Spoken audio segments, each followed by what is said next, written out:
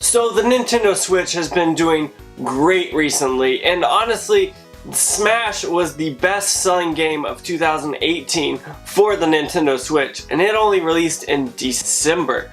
That tells you a lot about the game. Now, we're going to talk about some Nintendo indies, which are very awesome games coming up this year in 2019. And this indie highlight really wowed me because there are so many games that I saw on the list that I was like, wow, I need to go out and get that. And then there are other games at the end of the video that I was like, oh, I never picked that up. I need to pick that up. So I got myself making a list towards the end of the video of what I wanted. And honestly, it's a bunch of games. So what I'm going to do is kind of break it down to the games that we talked about and then mention whether or not I'm going to pick them up or not. Now, I will say I am still sick, and that is why my voice sounds like it is shot. So don't worry about that. I am getting better, but I wanted to just make sure it is not the audio, it is actually me being sick. So with that being said, let's jump into the first game, which is Wargroove, which is a really cool looking game because not only can you play the game, you can play it co-op, you can play it multiplayer online. You can also customize this game, and that was the biggest draw for me, was to be able to customize everything down to the T. It would even let you customize cutscenes, which I thought was a little weird, but that's what I mentioned, and that seems kind of cool. Seems like a different concept that we haven't really seen on the Switch, and I think it could definitely be something that could really bring great things to the Switch, and we could see a lot more come of this. Think of like a Mario Maker, but being able to play it on the Switch and being able to make cutscenes and all that. And this is something that's going to be really cool because it looks like it's something you could be creative with and you can really make your game stand out. But you could still play the game that they have given you, and it looks like it's going to be a lot of fun. Next, we are hit with Double Kick Heroes, which reminiscent of like a Guitar Hero, but kind of a different way. It's very metal driven, obviously, with the double kick in the name.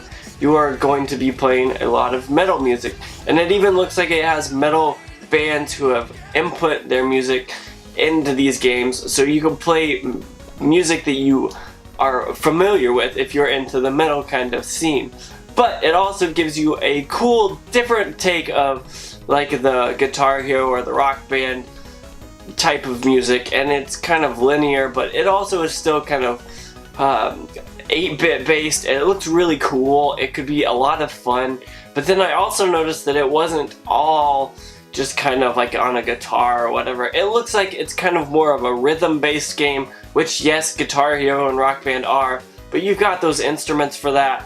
But this is going to be a cool game, and I know the Switch has a few rhythm games, but this could be a really good rhythm game that people enjoy, and I'll probably end up picking this one up because it looks like it could be fun. As long as it's cheap enough, then I'll pick it up. If it's over 10 bucks, I think I might pass on it, but it looks like it could potentially be a fun game. Next, we have When Ski Lift Goes Wrong, which absolutely looks ridiculous. It looks like it is a weird physics-based game, and it looks like it's going to be a lot of fun. Now, however, I will state that it does look like a mobile game. It looks like something that you could get on your phone, and you don't necessarily need your Switch. So that's got me kind of wondering, is this game going to be cheap? If it's under $5, for me it's going to be a buy, but if it's over $5, I think I'll just have to pass on it.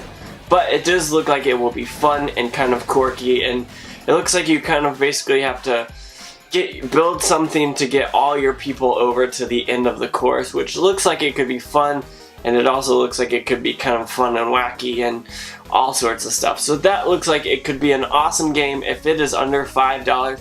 But if it is over $5, I think I'm just going to have to pass on this one. Next we have Forager, which when I first saw it, I thought, oh, this is going to be a cool game. This looks like something really awesome. But then I got to watching and I noticed, hey, this looks like it might be another Stardew Valley kind of type game, and I feel like this might be a game that they try to kind of base everything off of Stardew Valley and kind of rise the hype that is getting. And I think the reason is because Stardew Valley is doing really well right now as it it currently stands, but I don't think Forager is going to stand up to the hype, and I don't think it's going to be as big of a game as Stardew Valley, but it does look like it would be fun for what it is. Now, however, I'm going to urge you, don't pick this up. Wait to see what people say, because I know the Stardew Valley is out right now, and it is really cheap, and that is a game that everyone is raving about. So if you like games like this, go pick up Stardew Valley now,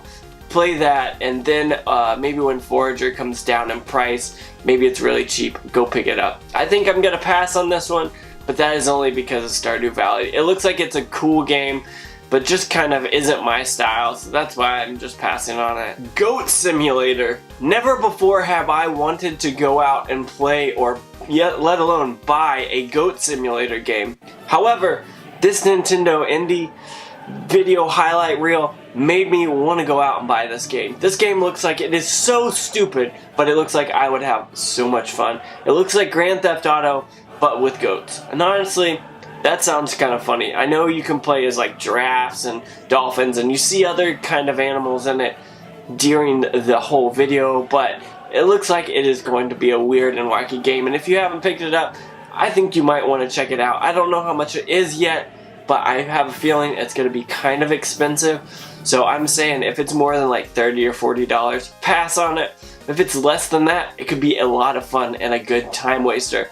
I loved Grand Theft Auto 5, and that's basically what this looks like. It looks like a Grand Theft Auto 5 based around goats.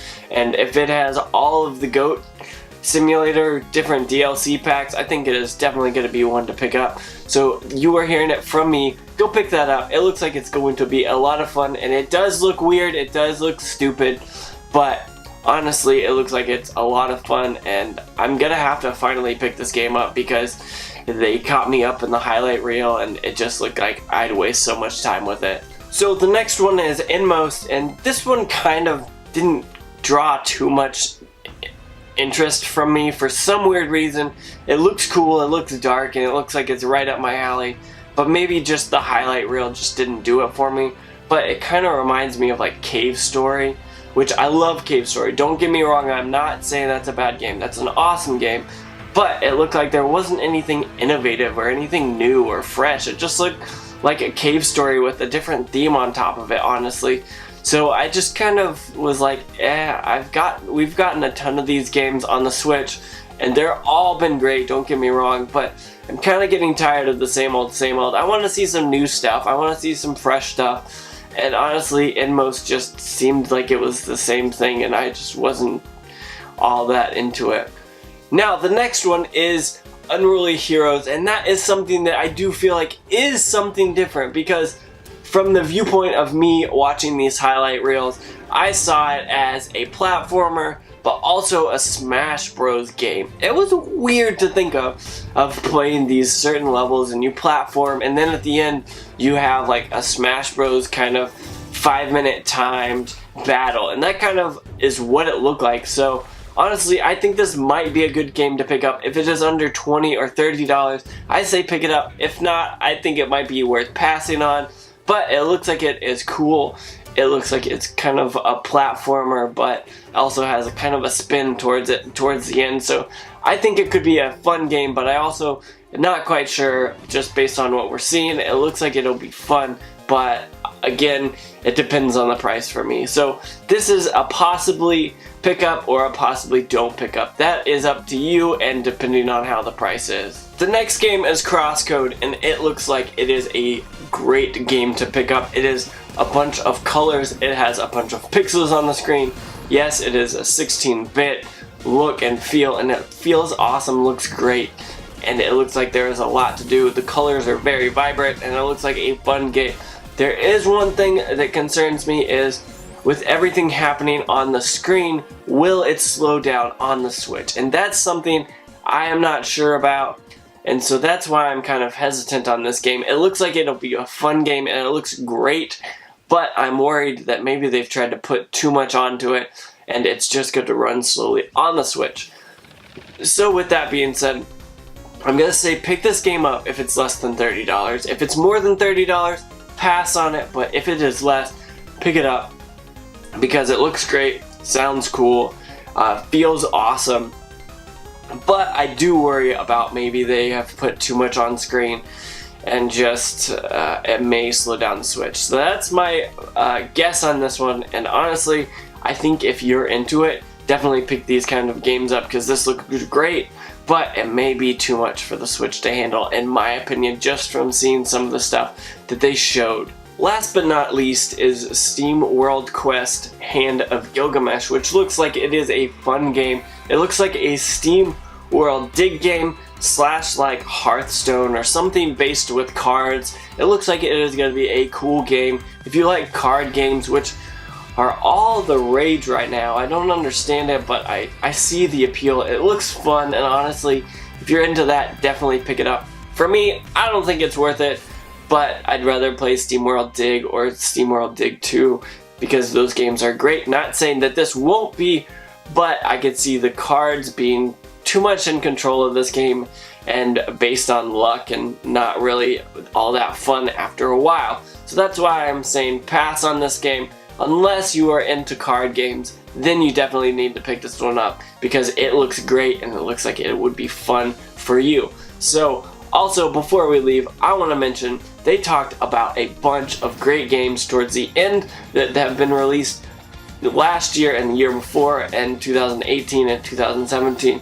And those are some of the best indies on the Nintendo Switch. You've got Hollow Knight, you've got Dead Cells, you've got The Messenger, you've got Donut County. There are so many games that were mentioned towards the end of this video. If you did not check it out, you need to go check it out because there are a ton of games that you need to pick up for the Nintendo Switch that are Nintendo indies, which are really awesome. So with that being said, if you like this video, comment down below and let me know. Yes, I know my voice, it sounds terrible, but I'm gonna work through this because I want you guys to see what my thoughts were on this Nintendo Indies highlight video that was just released today. So with that being said, if you want to hit me up on the social media, hit me up on Facebook, Twitter, Instagram, Big Cartel, Patreon. All that stuff is down below in the description. Check that out if you're interested at all. Also, thank you so much for watching. Since you're already here, don't forget to like, comment, subscribe, and make sure you hit that bell notification. With that being said, make sure you have a good day.